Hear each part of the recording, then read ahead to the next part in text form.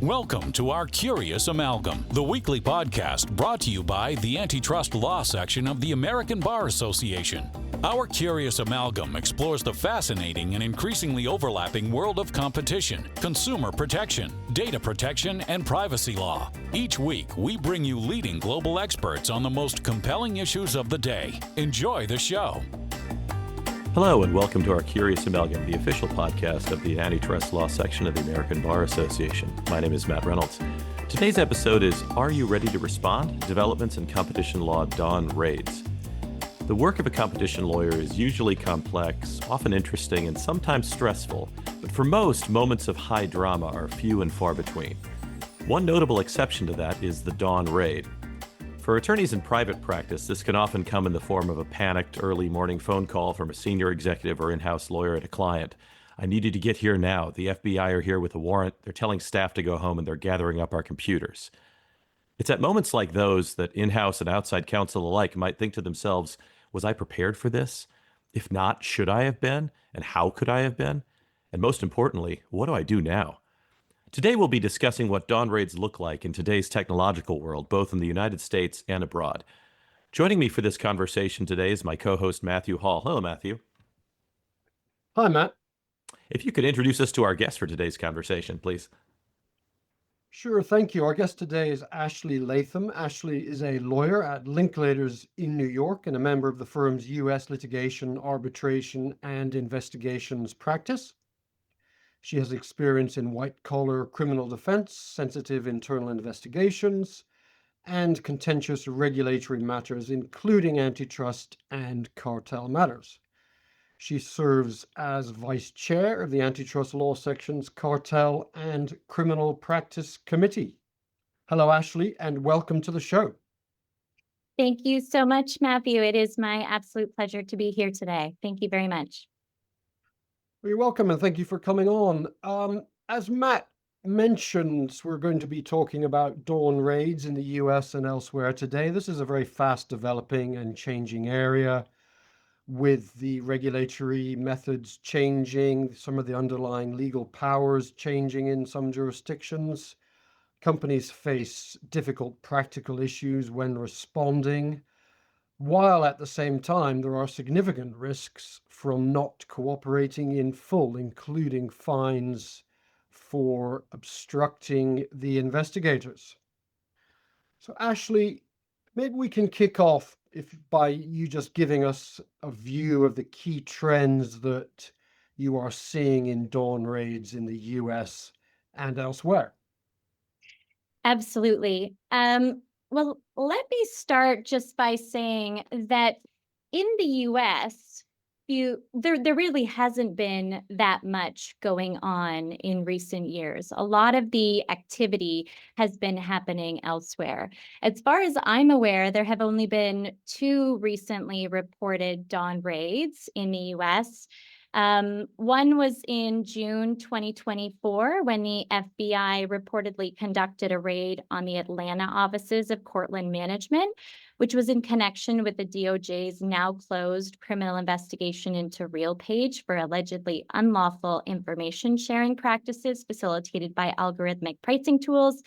And then in another example, in September 2024, around the same time, the FBI also reportedly raided Carasoft in Virginia, which is a major federal cyber contractor to the U.S. government in connection with what I understand to be price fixing allegations. Now, I was very fortunate to moderate a panel on dawn raids at the spring meeting this year, which was such a blast. And leading up to the panel, considering especially we had 2 panelists from the US, and considering how little has been really happening, we struggled a little bit with what are we going to talk about? And then we started looking at what was happening on the international level, and also just kind of digging in a little bit deeper. And in fact, a lot has been changing with dawn raids over the years, and there was indeed tons to speak about. I think in terms of the key developments, I think the proliferation of electronic evidence is a big one. We also see an increase in multilateral coordination amongst antitrust enforcers, as well as new challenges posed by hybrid working. That's an interesting comment about comparing, as you say, not much activity in the US. Certainly looking at it from an EU and UK point of view, we do see a lot more raids going on. I wasn't really aware of that distinction. Ashley, looking at some of those key developments you mentioned, maybe you could talk to us firstly about some of the challenges posed by working from home. That again is certainly something that is kind of top of mind here in the EU and UK. Absolutely. And I think the pandemic, of course, for obvious reasons, changed a lot of working patterns over recent years that antitrust enforcers have been really forced to adapt to. And I think we're all likely guilty of taking the odd work material home from time to time, especially when we weren't in our offices for months on end. And beyond hard copy materials, I've certainly had clients that have employees with notebooks at home and whatnot, but you also have personal devices. And this is true whether you're hybrid working or not. You have employees that are using a wide range of often personal devices in conjunction with their work, whether that be phones or iPads, etc. We Now, have seen, actually, we have seen raids of homes in the EU. Have you seen that in the US? no, at least not to my knowledge, I haven't seen it and haven't had any clients involved in a home raid. But what we do see is the FBI conducting so-called drop-in interviews.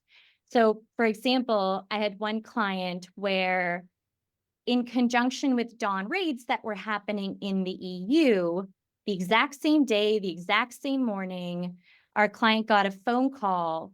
Well, it wasn't a phone call, it was actually a doorbell ring, but it came through on his phone through his Ring security system. And he was able to pick up the phone, was actually, fortunately for him, not at home. And it was the FBI on the other end of the line asking to speak with him for some questions. And because he wasn't there, he was able to, of course, buy himself some time and consult with his lawyers before having that conversation. But from what I understand, as opposed to a home raid necessarily, as I've certainly read that have taken place in the UK and to a lesser extent in the EU, I think that concept is a little bit, or that would be more rare in the US. But again, we do have these kind of drop-in interviews that happen over here. That's interesting. I haven't heard that. That's a new one for me. Certainly the doorbell and then the answering the phone that way. I mean, certainly in the EU and UK, these raids of homes raise, of course, fundamental rights and privacy issues, which I think are still being kind of worked out. What about another major development you mentioned, and of course, probably the big one really, is electronic evidence. Certainly for me advising on this, it's a very difficult area. Large groups typically have kind of more than 400 IT systems nowadays, is a figure I've seen. So, what are your thoughts on this issue? I think one of the major developments over the past really decades now is just the sheer volume of electronic evidence and how that has increased as compared to back in the day when most documents were created in hard copy format. And beyond the volume, you also have now, with the rapid growth and use of cloud storage technology, dawn raids have become even more complex and now they take longer because antitrust enforcers have to figure out how to collect evidence that is stored across an increasing number of both devices and platforms. And in many cases as well, these cloud storage environments are hosted by third parties. And sometimes those third parties place limits on the ability of external parties to access or execute large data downloads at a moment's notice, as would be required in the context of a dawn raid. Now, this can be a real challenge for when a regulator is demanding information on the spot. Absolutely. It sounds like a practical point maybe we should come back to. What about the use of mobile devices, personal devices, messaging, ephemeral messages, that kind of issue?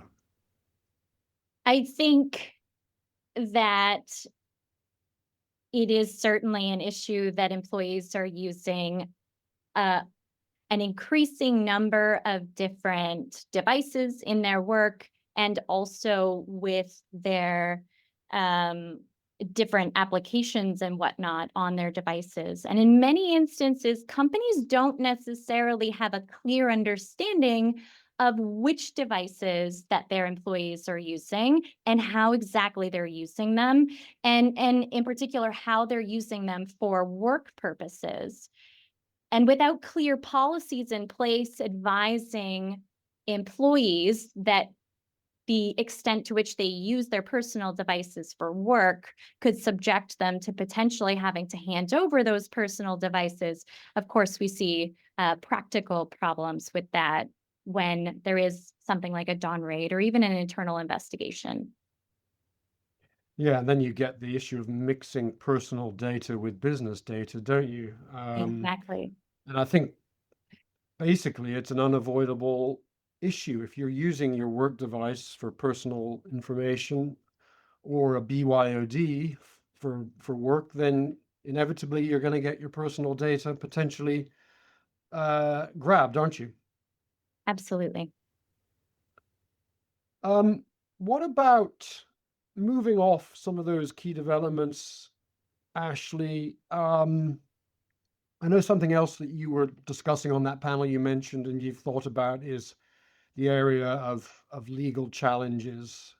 I mean, the regulator comes in, it does the raid, and it thinks it has a decision allowing the raid and everything to be taken, but that's not necessarily the end of the story, even if they're allowed to go forward on the day, is it? Absolutely. Now, with the very limited number of dawn raids happening in the US, we don't necessarily see, and I personally am not aware of any legal challenge to a dawn raid happening here, but I have been following the news about the legal challenges in the EU, and it seems like there have been several of them in recent years. And I wouldn't say, and of course you would know this far better than I do, so would love to hear your thoughts as well. It doesn't seem like these challenges have been overly successful to date, but I think it's certainly worth considering as a potential strategic option in the circumstances. And you never know. Perhaps there may be some success to be had. Yeah, again, it's interesting that you make the comments, as you say, there's not much recent dawn raid precedent in the US, so maybe not much to challenge at all. But indeed, in the EU, there are pretty regular challenges, often on human rights type grounds. So arguments about the right to a private life, right to home and correspondence. There have also been challenges on grounds of scope of what's being looked at and lack of evidence. For example, Red Bull, the well-known energy drink company, is currently, or as recent months, has been challenging raids, which were, it seems, purely relying on submissions by its rival Monster, also a well-known energy brand, as I understand it. I'm trying to say that just relying on Monster wasn't enough. So yeah, does seem to be a regular area. But I think, as you say, Ashley, certainly these challenges don't generally get the companies very far. They probably spend a lot of money on it, and usually the commission or the other regulators do succeed. And of course, they're very careful to make sure that the decision that they take in the first place is going to be robust, because of these challenges that that could appear.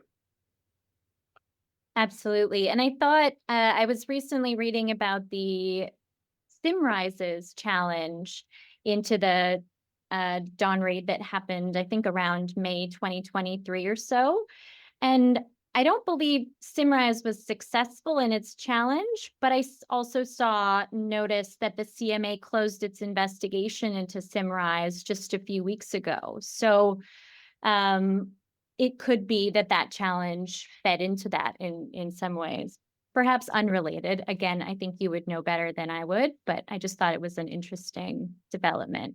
I think it's interesting too, because as we talk about these legal challenges, we think about the reasons for a dawn raid really being about preservation of evidence, right? The idea, the reason for it is because nominally there's a concern about spoliation or destruction of evidence, and so there's the need for this unannounced visit to preserve it and to eliminate that opportunity for destruction, which of course is a totally separate analysis from what the regulator or the government agency actually does with the documents and data once they get it, right? Right. But that is interesting to talk about, the fact that Simrise, even though they were unsuccessful in that challenge, it sounds like perhaps ultimately what was done with that data didn't lead to regulatory action. Right. Absolutely, Matt. Maybe an area of more practical impact is the issue of follow-on claims, particularly in the US, but also we can maybe comment about elsewhere. So how do you see this playing out? I mean, we have, of course, we may have just raids in the US, which, as you say, are fairly infrequent at the moment, or we may have raids in the EU, UK, and elsewhere, which could then trigger, or at least I think we see triggering pretty rapid claims being filed in not least the US courts. Absolutely. I'll never forget it was the very first cartel matter that I worked on, where one of our clients was subjected to a dawn raid in Europe, and there was no corresponding dawn raid that happened in the US. But nevertheless, over the coming weeks, it seemed like almost on a daily basis, it was just complaint after complaint after complaint coming in the door, both in the US and Canada in that particular instance. And of course, our client was very distressed by those various complaints coming in the door, but thankfully we had advised them of the likelihood of that, so they were well aware that they were coming. But of course, I think it's a very important consideration for prospective leniency applicants to really be aware that plaintiffs' attorneys are paying attention to dawn raids. It doesn't matter where they happen. They can happen anywhere in the globe. And as soon as they kind of catch on to that, especially in the US, they're being very creative and taking forward very novel theories in their cases in order to secure relief for their class. Yeah, I agree. It's a very important practical point, not least in relation to applying for immunity or leniency, particularly if there's any link to the US where there may be some genuine claimants. I think this is sometimes referred to as the butterfly effect. So, for example, European Commission does a raid under its new policy. It puts out a press release saying, look, we've done well, if it's not confirmed by the companies themselves, it may put about a press release saying, look, we've done a raid. It won't name the companies, but it still names the industry and maybe even the types of allegations. Sometimes these companies are publicly traded, so they may have to make a comment anyway. And then, as you say, plaintiffs' lawyers, claimant lawyers in the US and Canada do a bit of research, make up some alleged loss, and off they go in a week or whatever to the court. It's a big issue. I agree. Probably less so in the EU and UK, where usually companies would be waiting for the ultimate decision, or at the very least, a statement of objections a bit further down the line, I think. And I'm curious, does that have to do with the pleading standard that would apply to complaints filed in those jurisdictions versus the relatively lenient pleading standard that we would have in the United States for bringing a civil complaint? Yeah, I think that's right, Matt, at least in part. And of course, there isn't, in most EU jurisdictions, there's less prevalence for these opt-out claims, which is basically what, as I understand it, these US and Canada claims usually are, and also the contingency fee element of it. And it's much more of a kind of fragmented position, as you probably know. Right. And we certainly see in the U.S. there is this sort of rush to the courthouse among plaintiffs' counsel to secure those, primary spots as lead counsel, co-lead counsel, member of the steering committee in any of these, private litigations that grow to any meaningful size. Yeah. And as Ashley was saying at the beginning, I think that it's a really interesting link, but maybe an unexpected link unless you're involved in it, between something happening outside the US and then having an immediate impact, or at least maybe a week or so later, before the US courts. It's an incredible thing. Okay, Ashley, maybe we could finish on the substance here, please, with some what you see as takeaways for private practitioners and companies. I mean, you kind of introduced this on a couple of occasions. You at least mentioned the ability to access the cloud, the storage, and being able to actually physically download things, which the regulators are demanding. You've also mentioned employees being aware that they may need to hand over their device, at least for a few hours. So what kind of practical points would you outline for companies and practitioners here? I think that one of the most important things that companies can do is conduct a data mapping exercise where they can really understand which devices employees are using, what data that employees are using, where is that data stored, which servers, is it on the cloud, etc. And God forbid a dawn raid happens, companies should be aware how exactly they can grant the authorities with access to the data in all of those locations and quickly. And to the extent that third parties are involved, I think it's very important to have an agreement in place that makes it clear that if authorities need access to data on that third party's cloud or whatever it may be, that they need to respond very quickly. Because of course, any delays could be perceived as a failure to cooperate, which then could open up companies to potentially significant obstruction fines. So in addition to a corporate organizational chart, you might want to have an org chart for your data, so to speak. Absolutely. Absolutely. And then just building on the point that Matthew raised about employee personal devices, I think employees just need to know in advance. And I think that can be in the form of policies, but often I think employees might not necessarily pay very close attention to what they're signing when they start a new job. So I think it needs to be also combined with employee training, where employees are told not only when they start their job, but ideally on a periodic, perhaps annual basis, that in the event of it could be an internal investigation, an audit, a regulatory inquiry, a dawn raid, whatever it may be, that in that circumstance, if they use their personal devices for work, they will be required to hand over those devices, and the personal data that they keep on those devices will be extracted and reviewed, potentially, at least in connection with the review. Yeah, I agree. I mean, the data mapping exercise is particularly important, and also companies to realize that the regulators, certainly EU, UK regulators, will expect anything accessible from the premises whether or not in the jurisdiction. So you're talking a server outside the jurisdiction or a cloud server, wherever that's located physically, to be accessible. It doesn't have to be in the jurisdiction. And of course, on personal devices, I mean, it's probably remiss of us if we don't mention the IFF International Flavors and Fragrances Oh, case yes. from June 2024, when the European Commission fined IFF nearly 16 million euros because an employee intentionally deleted WhatsApp messages at the start of the raid, even though he'd been told not to. So the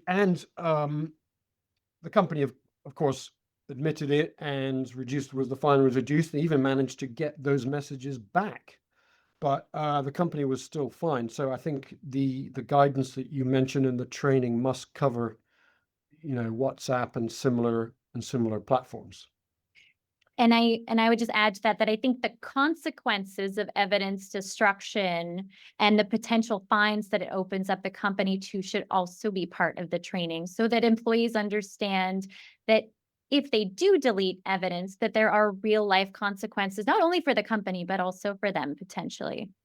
One thing that occurs to me is that in addition to these steps, it also would be important so that employees know in the event of a dawn raid, whom to take direction from. So, there should be some sort of contingency plan in place so that whether it's an in-house counsel or another senior executive, especially for companies that may not have an in-house legal function, to send out a directive morning of, as soon as possible, regulators are here, please comply with their instructions.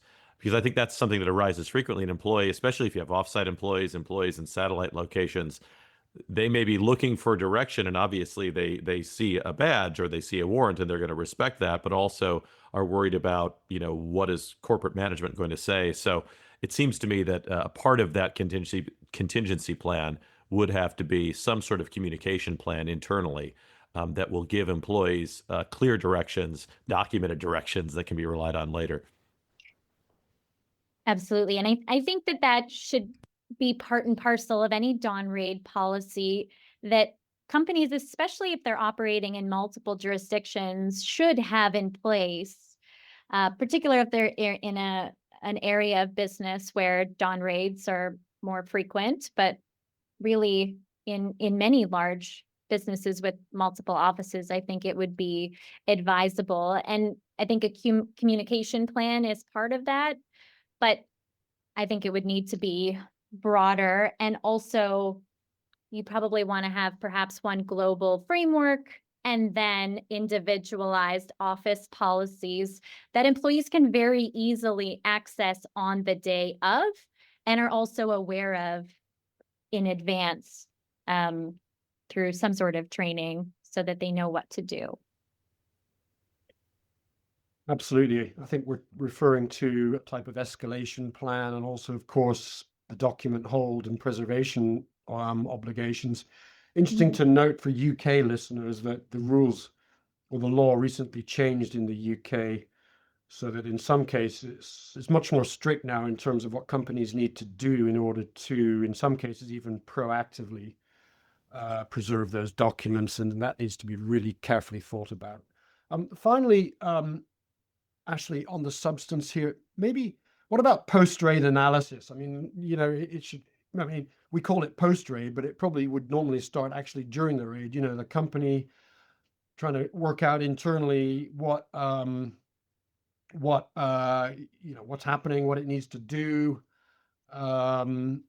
maybe in terms of subsequent leniency application if it's not the first in. Do you have any comments about kind of the post-raid analysis situation?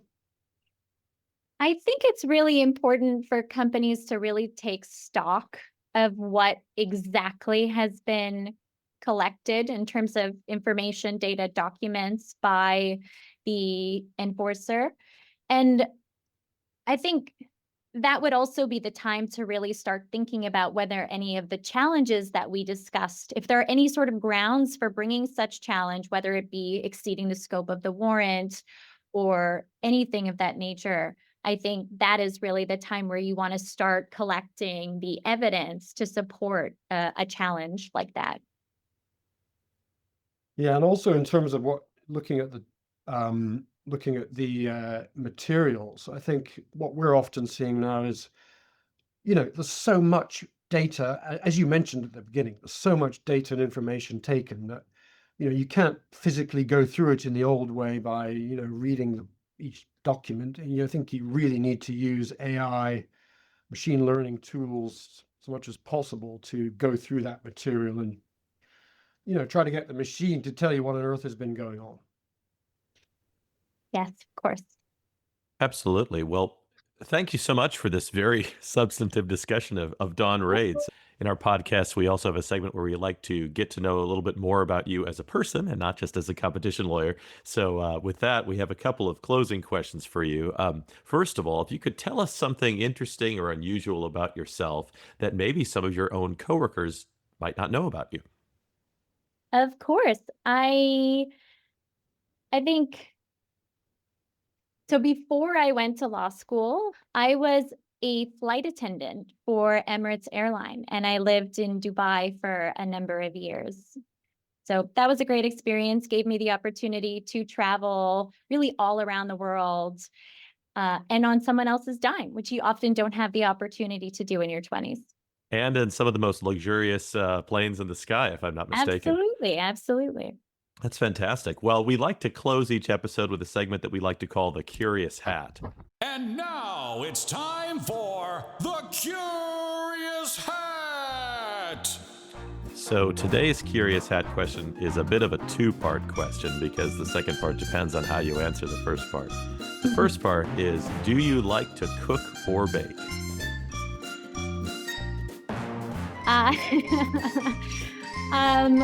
If I'm honest, my husband certainly cooks a lot more than I do at home, but I like cooking on weekends when I have time to really do so thoughtfully. I do not like cooking just for the sake of cooking and eating. So the follow-up to that is, what is your favorite thing to cook and why? Ooh, that's easy. Lasagna. I found this amazing, it's just a Jamie Oliver lasagna recipe that I discovered many years ago. And it's quite unique. It uses some cinnamon and it has squash in it. And usually people love it. So whenever if I'm having, say for example, I'm going away for a weekend with some friends and you need to prepare something in advance to serve right when you get there for that both adults and kids enjoy, I'll make this lasagna. It's kind of my go-to. Is your recipe light on tomato or heavy on tomato? Or entirely without tomato? I know that's a variation too. It definitely has tomato. I would say it's probably pretty heavy on tomato. Well, great. Thank you, Ashley, so much for being a guest on our Curious Amalgam. And to our listeners, thank you for listening to this episode of our Curious Amalgam. Thank you for listening to this week's episode of our Curious Amalgam, a competition, consumer protection, data protection, and privacy law podcast. It is produced and shared around the globe by ABA's Antitrust Law Section. The opinions expressed by the participants in this podcast are their own and do not necessarily represent their employer or other organizations. If you like what you heard or would like to become a member of the American Bar Association, please check out what the Antitrust section has to offer at ambar.org/antitrust. You can learn more about our podcast at ourcuriousamalgam.com. If you have comments, suggestions, or podcast ideas, please reach out to us at podcast@ourcuriousamalgam.com. Until next time, thank you for listening.